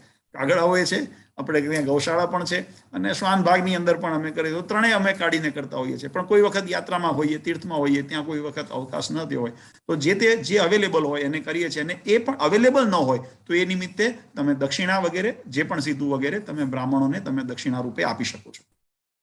આ બધા પ્રશ્નો ઘણી વખત લૌકિક વ્યવહારે કરતા હોય, જોયું હોય દાદા પરદાદાથી, પણ ખબર ના હોય કેમ કરવાનું હોય. એટલા માટે બહુ સરસ આપનું શંકાનું સમાધાન થયું. અને ખાસ બધા હરિભક્તોનો વિશેષ પ્રશ્ન એ જ હતો કે મહારાજના ધામમાં બધા આપણા મુખ તો સીધા હોય, પણ એની શું કામ, પણ આપણે બહુ સરસ સમજાયું કે એની પ્રસન્નતા માટે, એમના રાજીપા માટે આપણે કરીએ છીએ. ખૂબ ખૂબ ખૂબ આભાર લાલજી મહારાજ. બધા હરિભક્તો, પૂજ્ય લાલજી મહારાજશ્રી પણ તમે આ પિક્ચરમાં જોઈ શકો છો, પણ આપણે સોશિયલ મીડિયામાં મહારાજશ્રી, પૂજ્ય લાલજી મહારાજશ્રી જેમ કીધું કે એમને ધર્મકુળ પરિવાર તરીકે એમનો અધિકાર છે કે ધર્મકુળ પરિવારના મહારાજથી લઈ અને બધા આચાર્યો, ધર્મદેવ, ભક્તિ માતા બધાનું શ્રાદ્ધ કરવાનો એમનો અધિકાર જે પ્રાપ્ત થયો છે. અને આપણને જે અધિકાર છે એ આપણે સત્સંગી તરીકે છે, આપણે ઉત્સવ કરવાનો અધિકાર છે. તો એ પ્રમાણે પૂજ્ય લાલજી મહારાજશ્રી બાલાજી મહારાજશ્રી અને પૂજ્ય લાલજી મહારાજશ્રી જે પ્રમાણે વર્ણન કરતા હતા, બધી સ્થાપન ને બધું આ તમે જોઈ શકો છો. થોડુંક જો તમે અને જો ઝૂમ કરો તો અહીંયા સ્ટડી કરો તો હું તમને સમજાવું કે ક્યાં છે. જો અમારા જમણી બાજુ આ બે પાટલા દેખાય છે પાછળની ભાગમાં, બે, જો આ 4 થાળીઓ અહીંયા ઊભી લાઈનમાં છે ને 2 થાળી અહીંયા છે, આ ઋષિ પાત્ર છે. જો અહીંયા આગળ પહેલા સન્મુખ જે સિંહાસન છે એ વિષ્ણુ પરમાત્મા ગદાધર ભગવાન વિષ્ણુનું સ્થાપન છે. ભગવાન સૌ પ્રથમ ભગવાનનું પૂજન કરવામાં આવે, જે અમે ત્યાં અભિષેક વગેરેથી પૂજન કરીએ છીએ. અને ત્યાર પછી નાના લાલજી જ્યાં બેઠા છે એની આગળ તમે જોશો તો 2 થાળી પડી છે, એની પાછળ પાટલા છે, એ પારવણ છે, ઋષિનું સ્થાપન છે, ત્યાં ઋષિ મુનિ દેવનું સ્થાપન છે. અને પછી આ બાજુ જે એક લાઈનમાં 4 થાળી પડી છે એની આગળ જે 4 પાટલા છે, 1, 2, 3 ને 4 લાઈનમાં, જે ભગવાનનાથી લઈ અને ઋષિ સુધીના એ પિતૃ પાટલા, જે દ્વાદશ, જે 12 દેવતા કીધા ને, એની અંદર પ્રથમ પિતા પિતામહ પ્રપિતામહ, પછી માતા માતામહ પ્રમાતામહ, પછી માતામહી પ્રમાતામહી, અને એ રીતે નાના દાદા એમના દાદા, અને એ જ રીતે નાની એમના માતા અને એમના માતા, એ રીતે 3 પેઢીનું એ રીતે દ્વાદશ અહીંયા આગળ એ રીતે થાય છે. અને વચ્ચે જ અમે સમજો એક બાજુ ખૂણામાં દેખાય છે પિંડ, એ બધાના જે પિતૃઓ જે છે સ્થાપનની અંદર આટલાનું સ્થાન આપવામાં આવે છે. અને પિંડદાન અને તર્પણની અંદર એ 7 પેઢીના બધા જે અમારા પૂર્વજ, એમાં પિતા આવે, કાકા આવે, ફોઈ આવે, ફુવા આવે, સસરા આવે, સાસુ આવે, પછી જમાઈ આવે, બેન આવે, બનેવી આવે, આ બધાના નામનું તર્પણ અને એને અધિકાર એની અંદર થયેલો છે. એટલે જેને જેને યાદ હોય એ બધા નામ સહિત પિંડદાન કરી શકે છે. અને જો નામ યાદ ન હોય અથવા તો એ સંબંધ યાદ ન હોય તો છેલ્લે એક સર્વપિતૃનો પિંડ મૂકવામાં આવે છે, કે કદાચ નામી અનામી યાદીની અંદર અમારું યાદી છે તો લગભગ 108 નામ અમારે યાદીમાં થાય છે, 108 પિંડ મુકાય છે. પણ ઘણી વખત કોઈના નામ ન યાદ રહ્યા હોય અથવા તો આપણને જ્ઞાન બહાર, કારણ કે 4-5 પેઢી પહેલાનું હોય, કદાચ ન આપણી પાસે વિગત હોય, તો એના નિમિત્તે સર્વપિતૃ નિમિત્તેનું એક પિંડ છેલ્લે મૂકવામાં આવે. એ રીતે એના વિવિધ પ્રકાર છે અને એનું શ્રાદ્ધ થાય છે, એનું પૂજન થાય છે, એમનું પિંડદાન થાય છે, એમને ભોજન કરાવવામાં આવે છે. એ નિમિત્તે અહીંયા બધાને પ્રત્યક્ષ તમે જોઈ શકો છો, એ રીતે બધાને પ્રત્યક્ષ થાળ ધરાવવામાં આવે છે, વસ્ત્ર આદિ ધરાવવામાં આવે છે. અને એ નિમિત્તે પછી બ્રાહ્મણોને પણ યજ્ઞ, અને એની પાસે યજ્ઞ વગેરે અને બ્રાહ્મણ, એ બધા એના વિધાન અલગ અલગ છે. તો એ રીતે શ્રાદ્ધ થતું હોય છે. બહુ સરસ બાપજી. આપણે જો દર્શન કર્યા પણ ખબર ને, આજે આપણે સમજાવ્યું કે કેવી રીતે હોય છે. બહુ સરસ રીતે આપણે પ્રતિપાદન કર્યું. બધા હરિભક્તો, આજે 11 છે, હજી 4 દિવસ બાકી છે, અને છેલ્લે આઈ થિંક બાપુજી સર્વ પિતૃ શ્રાદ્ધમાં કદાચ. હા, એટલે એટલા માટે અલગ અલગ દિવસોની તિથિનું જેને જ્ઞાન હોય તો તિથિ એ કરતા જ હોય છે. પણ જેને જ્ઞાન ન હોય, જ્ઞાતા જ્ઞાત એવો શબ્દ આપણા શ્રાદ્ધ વિધિની અંદર આવે છે, જ્ઞાતા જ્ઞાત, કે જાણ્યા અજાણ્યા કોઈ પણ હોય એવા જે પણ પિતૃઓ હોય, એનું સર્વ પિતૃ નિમિત્તેનું અમાસનું શ્રાદ્ધ આવે છે. તો બધાના નિમિત્તે, અથવા તો તમારે માનો કે તિથિ ખબર છે પણ ચાલુમાં શ્રાદ્ધ નથી થઈ, કોઈને 30 છે, કોઈને 5મ છે, અને તમે નથી કરી શક્યા, તો એ બધાનું નિમિત્તનું ભેગું કરી અને તમે છેલ્લે સર્વપિતૃ નિમિત્તેનું શ્રાદ્ધ કરો, તેની અંદર પણ સમાવેશ થઈ શકે છે. એટલા માટે મેં કીધું યથા દેશકાળ અને શ્રદ્ધા અનુસરીને પોતે કરી શકે છે. તો બધા દિવસો કદાચ ખ્યાલ ન હોય, બધા સંબંધીઓના ખ્યાલ ન હોય, આ અષ્ટ જે 12 દ્વાદશ દેવ બતાવ્યા એના આપણને તિથિ વગેરે ખ્યાલ ન હોય, નામ ખ્યાલ ન હોય, તો સર્વપિતૃની અંદર એમનો સમાવેશ કરી અને એક શ્રાદ્ધની અંદર બધા તૃપ્તિ માટે કરી શકાય છે. તો આ રીતે આપણે વિસ્તારથી શ્રાદ્ધને સમજીએ તો બધાએ નિયમિત જે પ્રશ્નો એના હતા, શ્રાદ્ધનું મહત્વ, શ્રાદ્ધ શા માટે કરવું જોઈએ, શ્રાદ્ધ કેવી રીતે કરવું જોઈએ, એના માટે થોડોક મેં સંક્ષિપ્તમાં જવાબ આપ્યો છે. કારણ કે કેવી રીતે કરવું જોઈએ, દરેક શ્રાદ્ધના વિધિના પ્રકાર અલગ અલગ છે. પણ એની અંદર સર્વાંશ જો જોઈએ તો એના માટે અર્પણ, તર્પણ અને પિંડદાન એનું પ્રમુખ સ્થાન છે. અને એના માટે દેવ ઋષિ પૂજન, એ પણ એના માટે બ્રાહ્મણ ભોજન, દક્ષિણા વગેરે એના માટે વિધાનોના વિકલ્પો છે. જે તે શ્રાદ્ધને અનુલક્ષીને એને સમજવા પડે. તો એ પોતાના જે પણ કર્મકાંડી, જે પોતાના કુલગુરુ હોય અથવા તો જે કુલના પુરોહિત હોય, એની પાસે એ સમજવા પ્રયત્ન કરવો. અને કોઈ વખત અવકાશ મળશે તો અમે પણ એને વિધાનને વિસ્તારથી સમજાવવા પ્રયત્ન કરશું. અત્યારે આપણે આ રીતે જે શ્રાદ્ધ છે એ પાર્વણ શ્રાદ્ધ છે, મહાલય શ્રાદ્ધ છે. અને એની અંદર દરેકે પોતાના પિતૃઓને પાછળ જેને યથાશક્તિ દેશકાળ અને સમૃદ્ધિ, 3 વસ્તુનો મહારાજે ત્યાં સત્સંગી જીવનની અંદર શબ્દ પ્રયોગ કર્યો છે, કે દેશ, કાળ અને સ્થિતિ એને અનુસરીને જો થઈ શકતું હોય તો અવશ્ય કરવું. ન થઈ શકે તો કેવળ વંદનમ, કેવળ ભગવાનને પ્રાર્થના કરીએ, પિતૃઓને પ્રાર્થના કરીએ. પિતૃ દયાળુ છે, ભગવાન દયાળુ છે, એટલે એમનાથી તૃપ્તિ થાય. પણ ચોરી ન કરવી, ખાસ એ ભલામણ સાથે આ પ્રશ્નને આપણે અહીંયા આગળ પૂર્ણ કરીએ. સહેજાન સ્વામી મહારાજની જય.